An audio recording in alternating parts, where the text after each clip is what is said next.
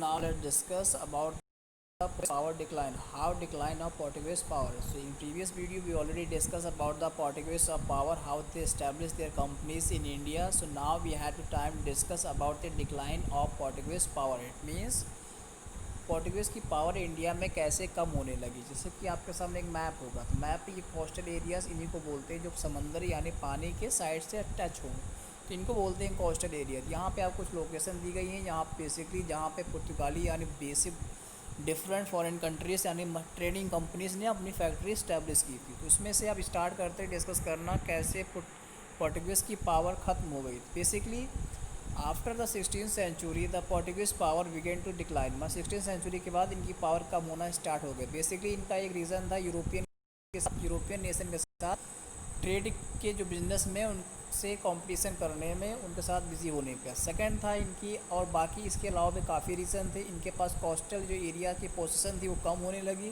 Plus Portuguese part बन गया था स्पेन का, यानी स्पेन हमेशा से एक इंटरेस्टेड पोजीशन में था अमेरिका के। सो फाइनली इनके पास उसी थोड़े बहुत ही जो राज्य यानी कॉलोनीज बची थी, जिसमें थी गोवा, ड्यू एंड दमन, ये इनके पास रह गए। तो कुछ इनके बचे थे, जिसमें से लास्ट में हमारे इंडिया से सबसे लास्ट में ये गोवा से ही गए थे। तो पहली मतलब बहुत इंटरेस्टिंग बात ये है, ये पोर्टुगीज़ जो थे इंडिया में सबसे पहले आए भी थे और सबसे लास्ट में गए थे। तो सबसे लास्ट में कहाँ से निकाले गए? तो गोवा से निकाले गए थे। ठीक है, तो ये बात याद रखिएगा, थोड़ा इंटरेस्टिंग फैक्ट टाइप में है। तो नाउ अब आती टाइम इंटरेस्टिंग के द डच इन इंडिया। अब डच कंपनी की इंडिया में एंट्री होती है। ओके, तो डच को बेल के डेनमार्क में जो इसमें डेनमार्क के पर्सन होते हैं उनको डच बोलते हैं। Got it. तो ये आपके लिए एक फर्दर इन्फॉर्मेशन है। अगर आप डच मीन्स डेनमार्क के लोग होते हैं उनको डच बोलते हैं। Got it. So now, attracted by the spice market of Southeast Asia, the Dutch undertook several voyages on this region। तो मतलब इंडिया में एक बहुत ख़ास बात ही यहाँ के जो स्पाइसेस यानी मसाले होते थे, इनकी मार्केट ऑल ओवर वर्ल्ड में फेमस थी। तो यही मार्केट जो डच को इनको भी अपने हमारे तरफ अट्रैक्ट किया कि हम ये मार्केट में ये भी आके पैसा कमाना चाह रहे थे। इसके लिए उन्होंने बहुत सारे वॉवेज मतलब कि समुद्री सफ़र किए इस रीजन में पहुंचने के लिए। तो Dutch East India company was form in का टाइम याद रखिएगा 1602। तो डच ईस्ट इंडिया कंपनी कब बनी थी? 1602 में। तो देयर इंपॉर्टेंट फैक्ट्रीज वर, इनकी फैक्ट्रीज कहाँ कहाँ रखी इसका नाम याद होना चाहिए आपको। तो there important factories were located in Masulipatnam, Pulicat, Surat, Karikal, Patna and Baleshwar आपके एंड कोचिन। तो इनकी ये लोकेशन है जहाँ पे इनकी फैक्ट्री इस्टेब्लिश हो गई थी। ओके, इस लोकेशन को याद रखना आपको कि डच ने अपनी फैक्ट्री कहाँ कहाँ पे लगाया था। सो इनका बेसिकली बिजनेस किसका था? Basically they export cotton, clothes, raw silk, molasses, opium and indigo from India.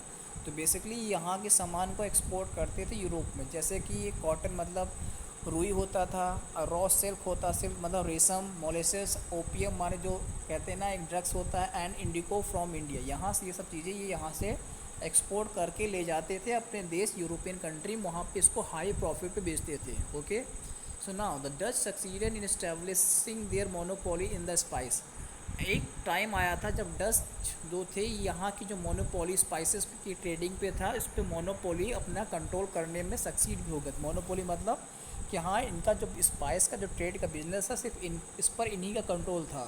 तो एक समय पे इस पर अपना इस्टेब्लिशमेंट करने पे कंट्रोल भी यानी सक्सीड भी हो गए थे। But they establish a trade link between India and the island of the far east.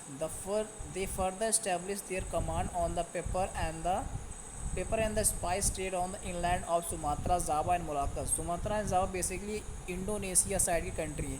आप लोग मैप देखेंगे तो मैप की इस साइड आप जाएंगे तो ये आपकी जो कंट्री आते हैं Sumatra, Java and Moluccas and Indonesia, ये सब आपकी कंट्री पड़ेगी। तो यहाँ पे भी इन्होंने अपना जो इंलैंड कनेक्शन था स्पाइसेस को बेचने के लिए यहाँ पे बना लिया। So they also succeeded in turning the English out of Amboyna, one of the spice island in 623। तो इन्होंने एक तरह से बहुत पावरफुल रूल कैसे कॉलोनियल टाइप के बन के आ रहे थे लोग, इंग्लिश को बाकी सभी कॉम्पिटिटर को ये रास्ते से हटाते जा रहे थे। उसमें से इंग्लिश था, उसमें जो एम्बोयना में था उनको भी उन्होंने 1623 में बाहर कर दिया कॉम्पिटिशन से। Got it. So now while the Dutch were expanding their trade in India island of the Far East, They were opposed by the Dutch government who laid stress on maintaining the primacy over the affair of the company. So this behavior of the government led to the decline of the company. Basically Dutch company बहुत अच्छा कर रही थी, business बहुत अच्छा कर रही थी, बट जो डच की गवर्नमेंट थी, अब बेसिकली डच एक कंपनी है, जैसे कि आप समझिए अब इंडिया है, इंडिया की कोई कंपनी है, समझ लीजिए आपको नाम मालूम होगा रिलायंस कंपनी, ओके, जिसका जियो आता है ना, जिसका नेट आप यूज़ करते समय रिलायंस जियो। अगर ये किसी और देश में जाती, वहाँ प्रॉफिट कमाती है, बहुत अच्छा प्रॉफिट कमा रही है, बहुत कुछ, बट रिटर्न में इसको कुछ सेंड नहीं कर रही है, मतलब कमा तो बहुत रही, रिटर्न में इसको प्रॉपर इन्फॉर्मेशन नहीं मिल पा रही इंडियन गवर्नमेंट को कि एक्चुअल में ये कंपनी कितना अर्निंग कर रही है।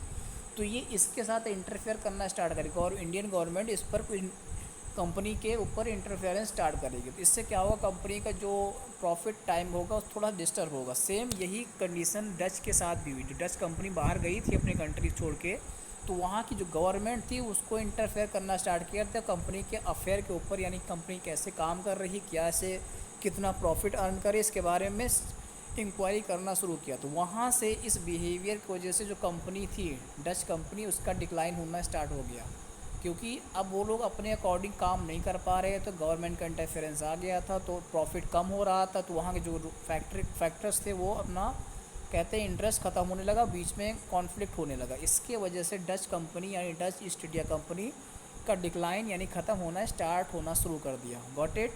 सो नेक्स्ट आपका the Danes in India. Danes अब आते हैं, उनके बारे में हम नेक्स्ट वीडियो में डिस्कस करेंगे। आई होप आपको डच के बारे में क्लियर होगा। तो डच के बारे में बेसिक बात ये आपको याद रखनी है, इनकी फैक्ट्री कब लगी थी 1602 में, एंड कहाँ कहाँ पे लगी थी इसके बारे में। एंड बेसिकली इन्होंने ईस्ट एशिया में भी अपने बिजनेस को फैलाया था, जिसकी जावा, सुमात्रा, मोलाकस, यहाँ पे भी ये लोग गए थे। Got it. So I hope आपको डच के बारे में क्लियर है, डच कौन थे, कहाँ से आए थे, इनका क्या बिजनेस क्या करते थे ये लोग। ये बिज़नेस क्या करते थे, बेसिकली स्पाइसेस का बिज़नेस करते थे। Got it. और ये एक्सपोर्ट करते थे cotton cloth, silk, opium and Indigo from India. यहाँ से ये सब चीज़ें एक्सपोर्ट करते थे अपने कंट्री में।